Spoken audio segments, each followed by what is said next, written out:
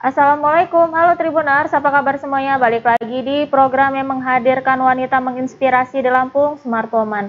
Nah Tribuners, Smart Woman hari ini saya sudah bersama dengan owner dari Yusi Akmal, Mbak Yusi yang akan berbicara bagaimana sih bisa mendapatkan omset yang besar dari bisnis roti dan kue.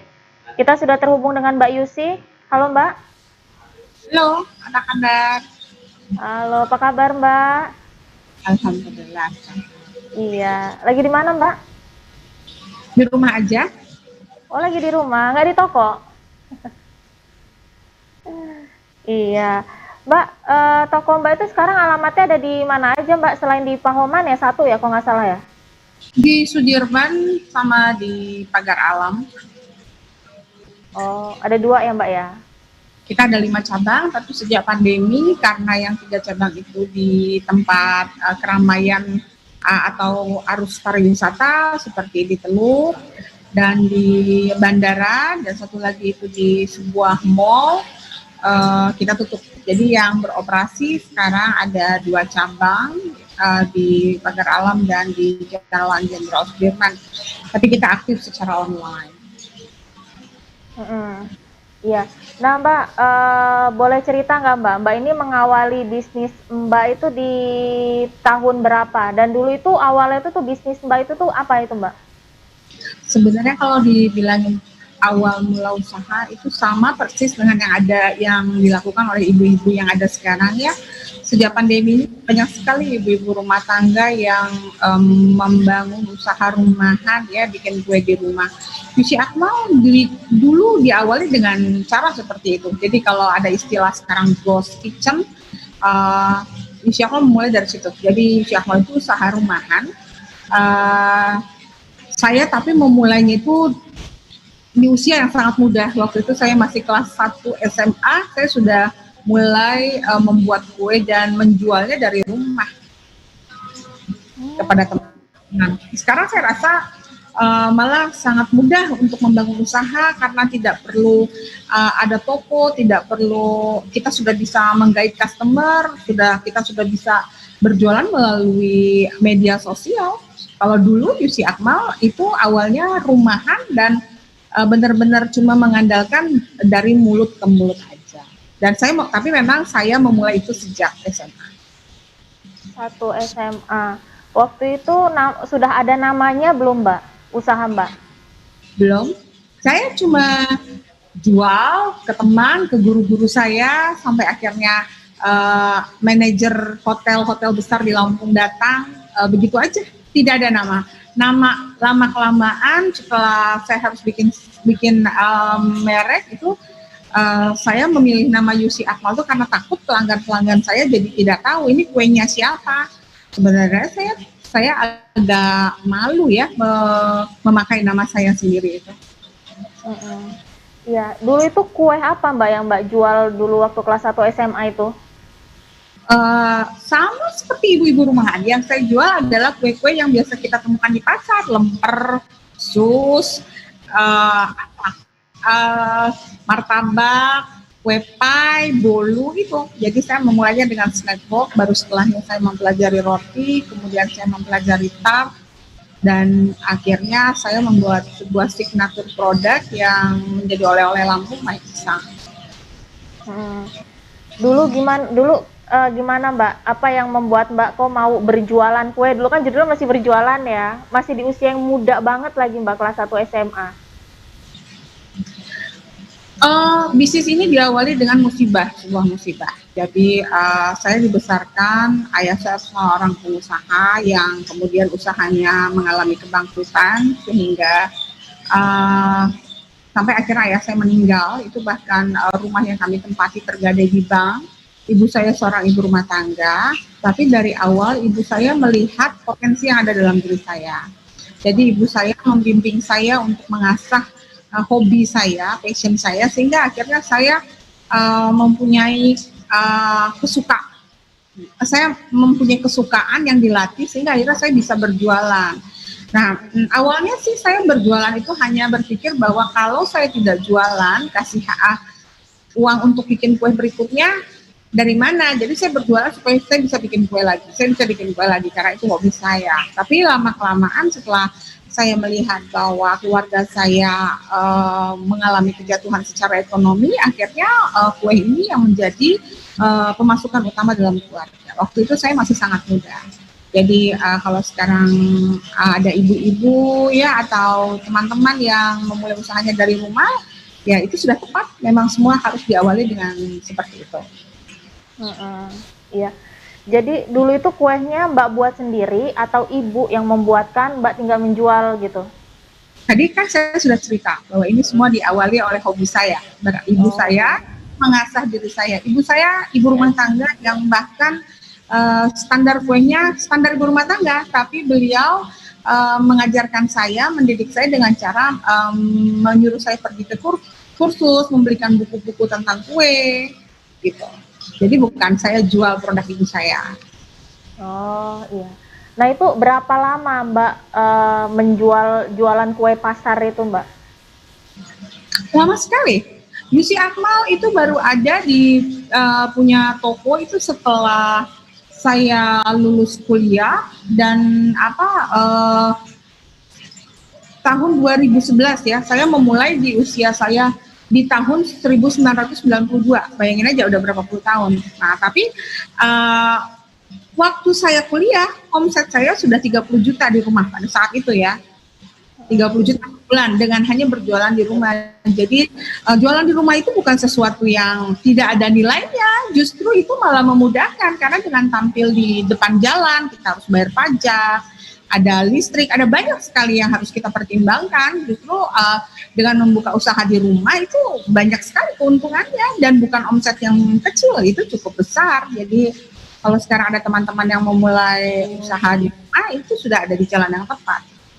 Kadang-kadang kan orang suka meremehkan gitu, cuma dulu ya, tapi kalau sekarang sih saya rasa orang semua apresiasinya cukup tinggi ya terhadap ibu-ibu atau teman-teman yang masih muda yang membuat usaha rumahan kuliner di rumah itu saya rasa apresiasi. Kalau dulu saya itu harus mengalami sedikit ketidakpercayaan diri karena di saat itu di mana teman-teman saya berlomba untuk menjadi seorang pegawai dengan seragamnya gitu, sementara saya di dapur sibuk membuat kue. Tapi kalau sekarang saya rasa menjadi seorang pengusaha itu sudah merupakan salah satu cita-cita anak-anak muda sekarang. Dulu gimana cara Mbak bisa dapat omset sampai 30 juta hanya dengan rumahan? Apa Mbak keliling atau ditawarkan kemana-mana gitu Mbak? Yang paling penting buat kita itu adalah mempunyai produk yang baik. Jadi makanan itu dia akan memarketingkan diri dia sendiri. Jadi produk kita baik itu akan menjadi dari mulut ke mulut dan bahkan pelanggan kita itu akan menjadi ambasador kita, dia yang akan menceritakan. Jadi memang untuk mempunyai sebuah customer yang setia itu kita harus punya produk yang baik sehingga customer itu percaya sama kita gitu. Dan kita mulai membangun network dari teman ke teman. Jadi selama usaha rumahan yang kata Mbak sampai puluhan tahun itu nggak ada namanya itu Mbak ya? Belum ada nama ya? Orang tahunya belinya di UC. Taunya belinya di UC gitu aja ya, nggak ada namanya apa, belum ada UC Akmal gitu, belum ada ya? Oke, sekarang begini, dalam bisnis itu ada 5 tangga bisnis, ya. Tangga yang pertama adalah starting, tangga yang kedua adalah profiting, tangga yang ketiga adalah systemizing, yang keempat copying, multiplying, yang terakhir adalah investing. Kita harus pada saat kita dalam starting, yang harus kita fokuskan itu adalah produk kita. Produk kita itu ngangenin nggak? Bikin kangen nggak? Bikin orang pengen balik lagi nggak?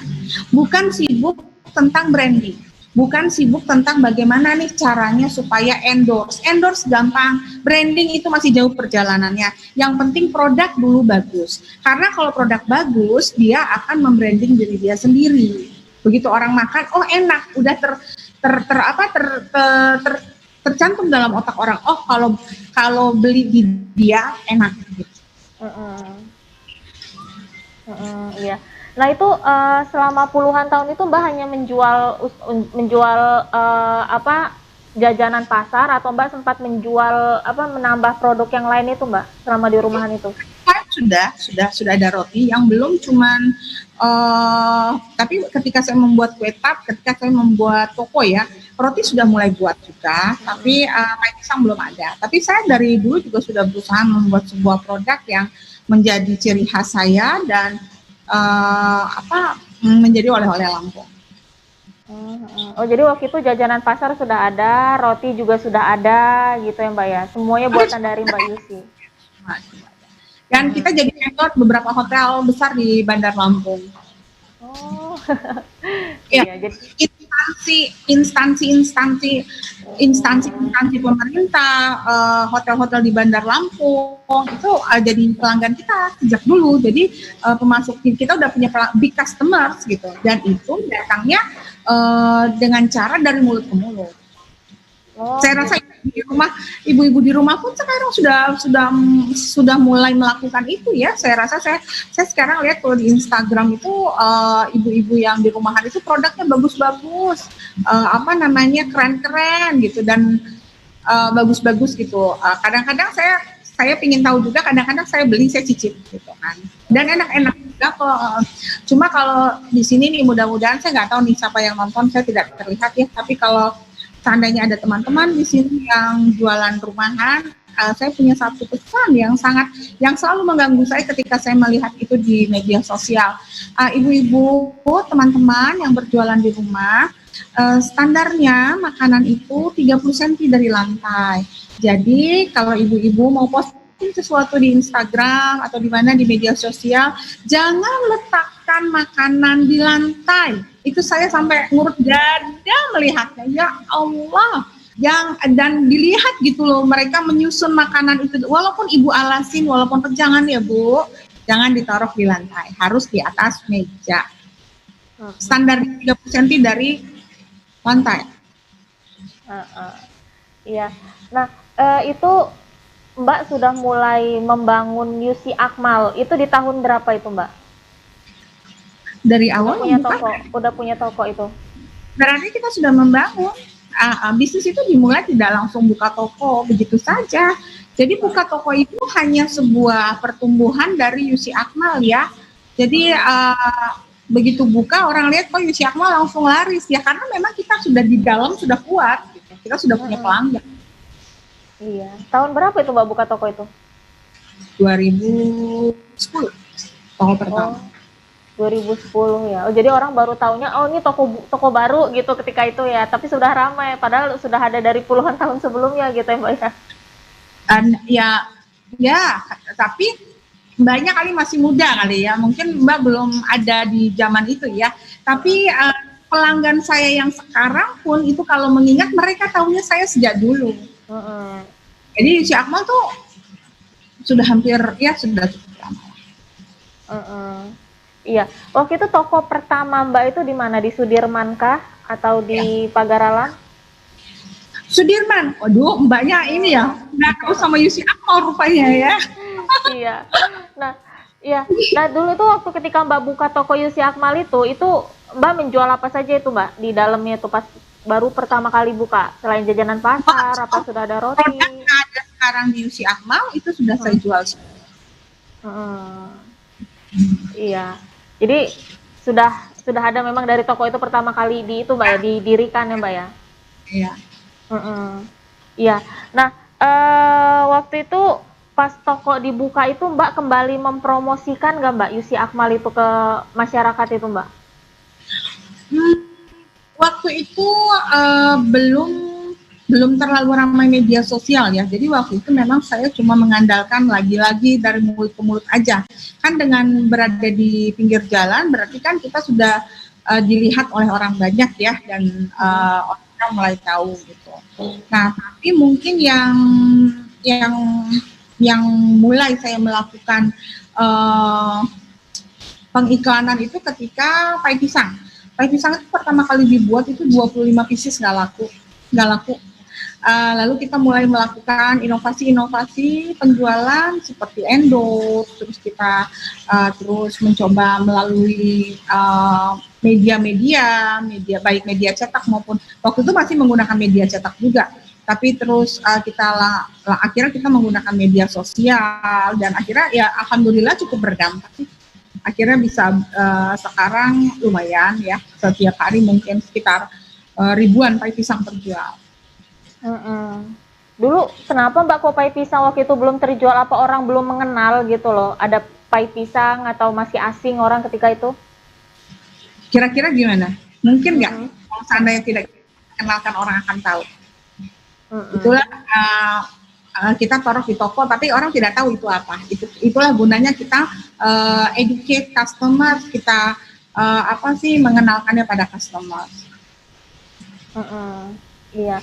Dulu yang membuat Mbak menghadirkan pai pisang itu apa Mbak? Apa Mbak ingin mengangkat produk Lampung atau gimana gitu Mbak?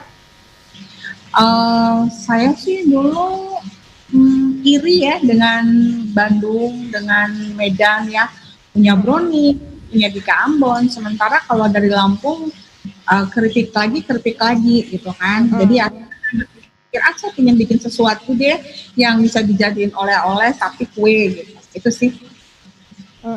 Dan akhirnya pilihan Mbak adalah pai pisang. Nah ketika Mbak mau mulai pai pisang itu sudah banyak belum Mbak yang jual pai pisang di Lampung ketika itu? Waduh, Mbaknya nih belum tahu apa-apa nih tentang Yusi Akmal rupanya. Yusi Akmal itu pai pisang itu adalah original produk. Jadi signature produk Yusi Akmal. Yusi Akmal pai pisang itu produk yang membuat pertama kali Yusi Akmal. Jadi itu original produk Mbak. Jadi memang kita yang pertama kali membuat. Jadi itu bukan kita jual terus padahal orang udah jual, enggak. Itu original produk kita. Iya. Mungkin lain kali supaya lebih tereksplor lagi, mungkin Mbaknya baca sedikit tentang Yusi Akmal. Iya. Nah terus toko kedua itu tuh Mbak buka di tahun berapa itu Mbak? 1 tahun setelah toko pertama. Jadi melihat masyarakat begitu besar, kita melihat peluang dan customer sudah mulai buka dong gitu. Buka dong, jadi kita buka yang di Kedaton. Oh karena permintaan customer ya Mbak ya, makanya Mbak membuka di di Kedaton. Pagar Alam. Iya. Nah terus toko ketiga dan selanjutnya itu Mbak buka di tahun berapa itu Mbak? Tadi Mbak ngomong ada 5 gitu ya? Tiap tahun kita buka 1 waktu itu. Iya. Toko ketiga, maaf itu lokasinya tadi ada di Lampung Walk. Di Lampung Walk. Iya. Toko keempat ada di? Keempat itu di Teluk. Terus yang kelimanya di Bandara. Di Bandara ya Mbak ya. Nah selama Mbak memiliki toko roti ini Mbak, toko Yusi Akmal ini Mbak, kesulitan apa sih Mbak atau tantangan apa yang Mbak rasakan banget? Sebenarnya kalau saya sih selalu menganggap apalah artinya kesulitan kalau itu membuat kita lebih pintar ya. Jadi kalau kesulitan pasti dengan banyaknya bergeraknya pengusaha-pengusaha kuliner itu menjadi tantangan buat kita untuk terus bertumbuh. Jadi dengan cara itulah kita jadi maju ke depan gitu. Jadi memang tantangannya banyaknya bertumbuh usaha-usaha yang bergerak di bidang yang sama. Tapi kita tidak hanya berpikir tentang kesulitannya, tapi justru kita berpikir bagaimana caranya untuk bertumbuh dan lebih maju ke depan. Itu sih jadi tantangan, dijadikan tantangan. Jadi kesulitan itu kita jadikan tantangan. Kesulitan. Nah sekarang ini kan banyak Mbak, banyak toko yang menyerupai Yusi Akmal. Itu Mbak merasa tersaingi nggak Mbak dengan mereka itu Mbak? Tersaingi itu bagaimana ya? Maksudnya kita menjadi besar itu bukan berarti kita harus membuat orang lain tidak maju. Atau kita berpikir bahwa kita harus maju, tapi kita tidak boleh berpikir biar orang itu tidak dapat. Jadi kalau saya berpikir saya selalu berpikir bahwa bagaimana caranya kita lebih baik tanpa memikirkan orang lain gitu. Jadi memang ada persaingan, tapi jangan membuat kita menjadi harus berpikir negatif. Yang penting kita terus aja maju dan bertumbuh, memperbaiki usaha. Gitu. Iya. Nah, terus tadi kan Mbak bilang ya Mbak, di pandemi ini Mbak akhirnya menutup 3 cabang yang lain. Itu kenapa Mbak? Karena nggak ada yang beli. Karena kan bandara, coba lihat bandara kayak kuburan. Ya kan? Terus walk dengan keramaian seperti itu, yang tidak ada lagi keramaian. Di Teluk juga pariwisata sudah mulai berkurang. Akhirnya saya tutup 3 cabang. Tapi kembali kita lihat, sebagai seorang pengusaha, ketika kita menghadapi kesulitan, kita jangan fokus pada kesulitan. Justru kita mencari jalan supaya kita tetap maju. Jadi akhirnya Yusyahma membuka pembelian online, dan itu alhamdulillah menutupi pendapatan yang seharusnya kita dapat dari cabang-cabang yang lain. Sejak kapan Mbak Yusyahma sudah mulai menerima pembelian online itu? Seperti yang Mbak bilang tadi, sejak pandemi, karena yang 3 cabang tadi. Iya nih, nah kalau mau beli online Mbak ini Mbak, bisa melalui WA atau bisa melalui DM Instagram atau mungkin bisa melalui GoFood? GoFood ada, di Instagram itu kita bisa juga, di Instagram itu akan memberikan informasi yang cukup lengkap bagaimana caranya menggunakan pembelian online dengan Yusyahma. Ada nomor-nomor di situ yang tertera. Iya.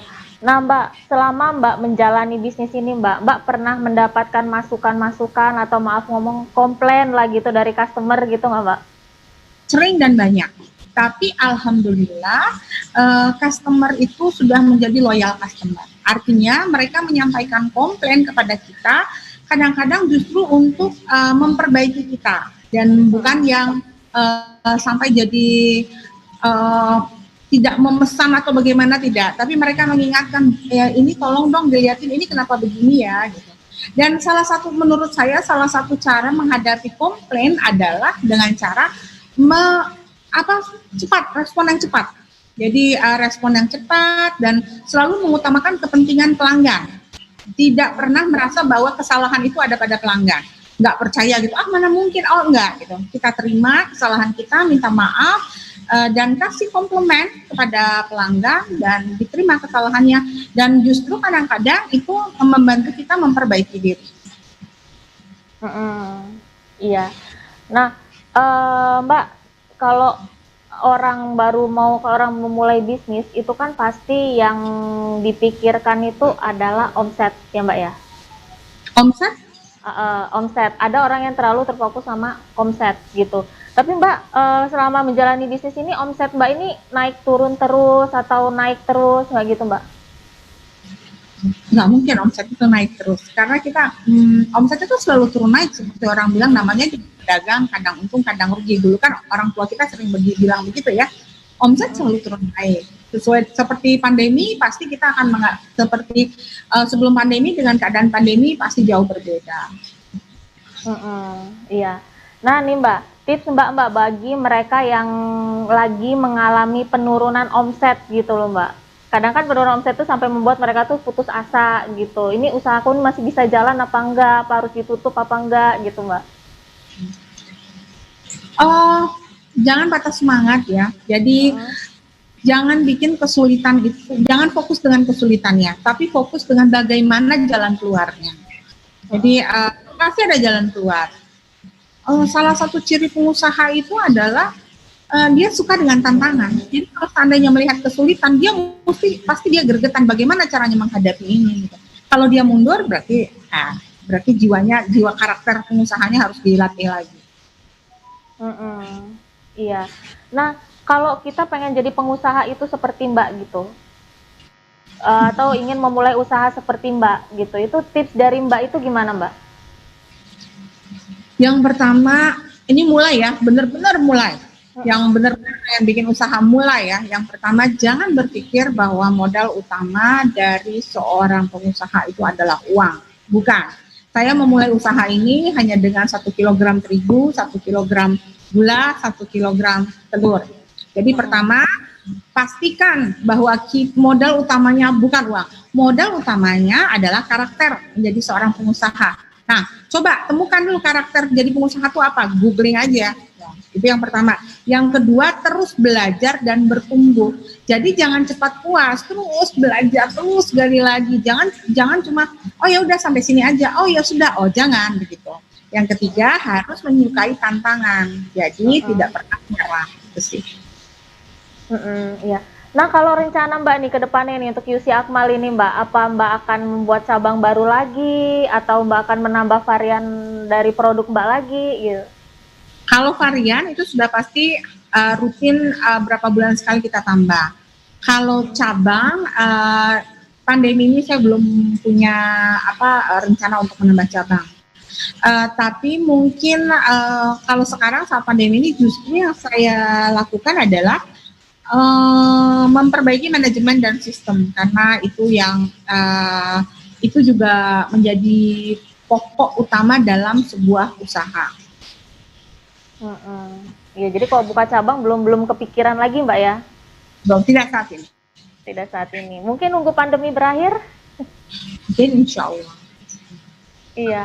Nah Mbak ini selain sibuk di UC Akmal, Mbak ada kesibukan lain nggak Mbak? Hampir tidak ada.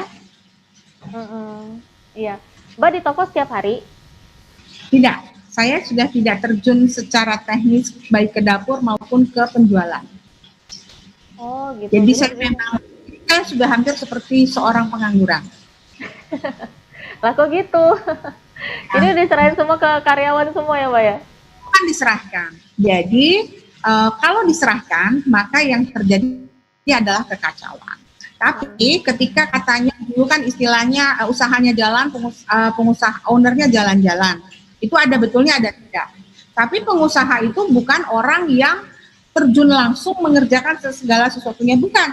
Pengusaha itu harus helikopter view, jadi dia melihat dari atas ke bawah. Kenapa begitu? Kalau sudah semua tersistem dengan baik. Saya tanya sekarang, McDonald ownernya di mana? Pizza Hut ownernya di mana? Apakah ada Mbak lihat dia ada di toko? Enggak kan? Apa terlihat bahwa ownernya ngaduk-ngaduk? Enggak. Jadi ya itu tadi kalau kita bicara soal tangga bisnis itu ada tangga-tangganya. Ketika kita starting, memang kita yang kerjakan sesuatu, kita memastikan bahwa semuanya berjalan seperti yang kita mau. Nah setelah itu kita mulai membangun sistem sehingga semuanya tersistem. Iya, wah banyak banget ya ilmunya Mbak ya. Nah Mbak, saya boleh tanya sedikit Mbak ada hobi apa gitu sih Mbak di keseharian Mbak? Kan pasti Mbak kalau berbisnis kan ada kalanya Mbak merasa jenuh gitu Mbak ya. Iya nggak sih? Nah itu ya, gimana cara Mbak? Me time Mbak? Me time saya kalau sudah jenuh saya pergi, saya traveling, tapi setiap saya pergi saya pastikan kepergian saya itu bukan hanya sekedar jalan-jalan, beli oleh-oleh atau lihat-lihat, bukan gitu, tapi saya pastikan ketika saya pergi saya mencari ilmu, sambil mencari ilmu untuk belajar. Sambil nyari ilmu, sambil nyari inspirasi ya Mbak ya? Inspirasi ya, untuk UC Akmal. Kadang-kadang saya ikut kursus atau ikut pelatihan apa. Nah, jadi saya pasti misalnya saya pergi ke suatu tempat gitu. Saya tidak mau percuma, maksudnya uang yang saya keluarkan untuk traveling itu tanpa saya dapatkan sesuatu yang bisa saya bawa pulang ke rumah. Pasti ya. Kadang-kadang juga bukan hanya untuk UC Akmal. Kadang-kadang saya belajar tentang sejarahnya. Kadang-kadang saya belajar tentang budayanya gitu. Nanti sampai rumah itu akan menjadi menginspirasi saya untuk menuliskan sesuatu. Untuk melakukan atau ada yang sesuatu yang bisa didapat nanti di tokonya UC Akmal gitu Mbak ya? Bisa juga seperti itu, tapi tidak selalu. Iya. Nah, oke Mbak Yusi, sebelum saya tutup ada yang mau Mbak sampaikan Mbak? Ya, kalau yang mau saya sampaikan ya itu tadi ya, sebagai manusia kita harus bertumbuh, apalagi ketika kita memilih pengusaha sebagai profesi kita. Jadi kita harus terus belajar supaya kita bisa bertumbuh.